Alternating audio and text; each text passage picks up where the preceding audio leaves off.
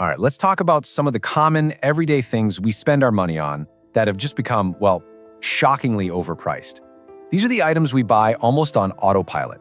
And as you're about to see, they might be the real reason your bank account feels a little empty at the end of the month. You know that feeling, right? Your paycheck hits, you go about your life, nothing crazy, and then you check your balance and just wonder where it all went. It's like your money is performing a vanishing act, and honestly, it's not a fun trick. And that's really the mystery we're going to solve today. See, it's not one giant expense that's draining your account. No, it's a whole bunch of little things, normal stuff, whose prices have just crept up and up to the point where they're just not worth it anymore. And that is the most important part. This isn't about some wild, extravagant shopping spree. We're talking about the basics, groceries, a meal out here and there, maybe replacing something that broke. It's that slow, consistent drain from overpaying on the regular stuff that's really killing our chances to get ahead. Now, okay, so let's start small. Let's look at those daily or weekly purchases. You know, the little things that feel so insignificant by themselves, but oh boy, do they add up to a huge hole in your finances over time. So, $20. What's that about? Well, believe it or not, that's what a single fast food meal can easily cost you these days. Just think about that for a second. The one thing that was supposed to be the cheap, quick option now costs what a decent sit-down meal used to. It's wild. And this quote just nails it, doesn't it? The prices have absolutely soared, but the food itself? It's the same as it ever was. You're paying way more, but you're not getting anything better for it. The value is just gone. Now let's talk about the subscription trap. One streaming service for, what, 10, maybe 15 bucks a month? That feels like nothing, right? But seriously, who has just one anymore?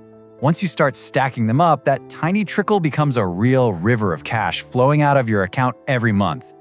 And when you actually do the math on all those little monthly fees, Netflix, Hulu, Disney Plus, and on, you could easily be shelling out close to $1,000 a year, $1,000 often for a bunch of shows you don't even have time to watch. And it goes way beyond streaming too. Think about that cable package with 500 channels when you only watch 5 of them. Or that gym membership you swore you'd use every day back in January and haven't touched since February. These are those sneaky set-it-and-forget-it costs that just quietly bleed you dry. All right, so we've talked about the small leaks. Now let's move on to the big ones, the major purchases. These are the kinds of financial decisions that can seriously set you back for years if you're not paying attention. Negative 20%. That's roughly how much value a brand new car loses the literal second you drive it off the lot. An instant 20% loss. It's one of the fastest ways to turn a huge pile of money into a much smaller pile of money. So think about it this way. When you buy new, you're paying a massive premium for that new car smell. Meanwhile, a car that's just 3 or 4 years old is going to be almost as reliable for a tiny fraction of the cost. Why? Because someone else already took that massive 20% depreciation hit for you.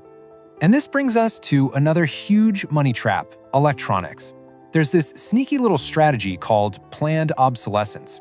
It means companies actually design their phones and laptops to get slow or stop working with new software after a few years, which basically forces you to upgrade. So you really have to ask yourself this question. Yeah, the new phone has a slightly better camera, okay? But is it really going to change your life in any real, meaningful way? You're still just scrolling social media and texting your friends. Your old phone was probably doing that perfectly fine. All right, on to our final category. And this one is all about appearances. It's something called status spending. It's when you buy things not because you need them or because they're better, but because of the image you think they project. I mean, this is the perfect example. You've got a plain t-shirt that costs maybe 10 bucks, then you've got a designer one for $200. A lot of the time, they're made from the same cotton, probably in the same factory. The only real difference is that tiny logo, and you're paying an extra 190 bucks just to be a walking billboard for that brand. And here's the honest-to-goodness truth. Nobody cares. People are so wrapped up in their own lives, their own problems, their own insecurities, they're not paying attention to the logo on your shirt. The only person who really cares that much is you. At the end of the day, that's what this is all about. It's spending driven by a need to look wealthy, not a plan to become wealthy. It's all a performance, and it's an incredibly expensive one that keeps a lot of people stuck. So what's the answer? Does this mean you have to live on bread and water and never have fun again? No, absolutely not. It's just about making a conscious choice, an empowering choice to put your actual financial future ahead of just looking the part. And you know what? The way forward is actually pretty simple. Cook a few more meals at home, keep that car that runs perfectly fine. Hold on to your phone for another year. Go through your bank statement and cut those subscriptions that you forgot you even had. It's all about being intentional with your money. And if you take one single thing away from this, please let it be this. Every single dollar you spend trying to impress other people is a dollar you're not investing in your own freedom. Focus on building the real thing, not the illusion. So that's the final question, isn't it? It all comes down to a choice. You can look wealthy or you can be wealthy. Because for most of us, we can't do both. It's a trade-off. Choosing to actually build wealth might mean your life looks a little less flashy on the surface, but I promise you, it gives you something so much more valuable in the long run: real peace of mind. So, which do you choose?